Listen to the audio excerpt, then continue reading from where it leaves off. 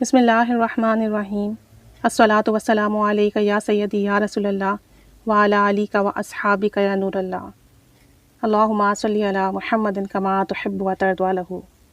مولانا جلال الدین رومی رحمۃ اللہ علیہ مثنوی شریف میں لکھتے ہیں کہ ایک مرتبہ ایک شہد کی مکھی بارگاہ رسالت صلی اللہ علیہ وآلہ وسلم میں حاضر ہوئی۔ اس وقت نبی کریم صلی اللہ علیہ وآلہ وسلم صحابہ کرام کے ساتھ تشریف فرما تھے۔ شہد کی مکھی نے حاضر ہو کر سلام عرض کیا اور شوق سے کبھی نبی کریم صلی اللہ علیہ وآلہ وسلم کے لباس مبارک پر بیٹھتی، کبھی پاؤں مبارک کو بوسے دیتی اور آداب بچا لا کر تمام مجلس کے ارد گرد خوشی اور مسرت سے جھومتی اور طواف کرتی اور عجیب شان سے فدا ہوتی۔ سرکار دو عالم صلی اللہ علیہ وآلہ وسلم نے اس کو اپنے پاس بلایا اور پوچھا کہ اے نحل، یہ تو بتا شہد کیسے بناتی ہے؟ تو اس مکھی نے عرض کیا، فدا کا روحی یا رسول اللہ صلی اللہ علیہ وآلہ وسلم، میں باغ میں جا کر ہر قسم کے پھولوں کو، چنبیلی، موتیا، گلاب اور دیگر پھولوں کا رس چوستی ہوں۔ ان میں کئی کڑوے، کسیلے اور پھیکے بھی ہوتے ہیں۔ یا رسول اللہ صلی اللہ علیہ وآلہ وسلم، میرے پیٹ میں کوئی کارخانہ نہیں ہے، بلکہ حقیقت تو یہ ہے کہ جب پھولوں کا رس چوستی ہوں اور پھولوں کا زرد، سفید اور سرخ رس منہ میں رکھ کر اپنے گھر کی طرف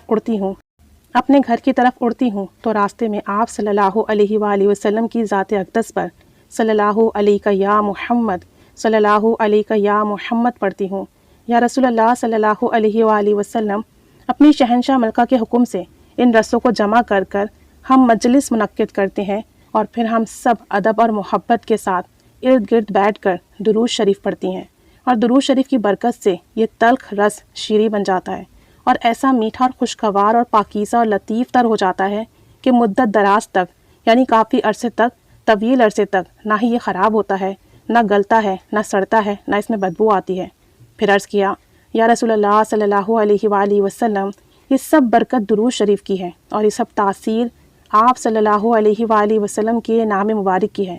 اور آپ صلی اللہ علیہ وآلہ وسلم کے نام اقدس کی ہے، اور آپ صلی اللہ علیہ وآلہ وسلم کی نام اقدس کی یہ ادا رب کریم کو اتنی پسند آئی کہ اس نے اپنے شان مطلق سے اس درود شریف کی برکت سے شہد میں شفا رکھ دی ہے کہ حلالن طیبن چیزوں میں شفا ہے، حرام چیزوں میں نہیں، اور ہمیں بہت سے انعامات سے بھی نوازا۔ بتاتی ہے کہ پہلا انعام یہ کہ درود شریف کی برکت سے رسوں کی قلب ماہیت فرما کر شہد کو بچے، جوان اور بوڑھوں کے لیے محبوب بنا دیا، اور اس میں بے انتہا ذائقہ اور تاثیر عطا فرمائی اور شفا کا نسخہ ملا۔ اور دوسرا انعام یہ عطا ہوا کہ درود شریف کی برکت سے بارگاہ رسالت صلی اللہ علیہ وآلہ وسلم کی حاضری اور زیارت نصیب ہوئی اور مرتبہ پایا، اور ہمارا ذکر مومنوں کی زبان پر شہد کی مٹھاس کی طرح ہوتا ہے۔ اور تیسرا انعام اللہ تعالیٰ نے یہ عطا فرمایا کہ ہمیں شرف ہم کلامی نصیب ہوئی، لہذا درود شریف نے شہد کو خوشگوار، خوش ذائقہ اور میٹھا بنا دیا، جو نہ گلتا ہے، نہ سڑتا ہے، نہ بدبودار ہوتا ہے، اور یہ نسخہ غذا بھی ہے، دوا بھی ہے اور شفا بھی ہے۔ یہ سب کچھ درود شریف پڑھنے کی برکت ہے۔ اللہ کریم ہم سب کو بھی کثرت، محبت، توجہ، ادب سے درود شریف پڑھنے کی توفیق عطا فرمائے۔ آمین بجاہ نبی الآمین صلی اللہ علی محمد صلی اللہ علیہ وآلہ وسلم۔ اللہم صلی علی محمد کما تحب و ترضی عنہ۔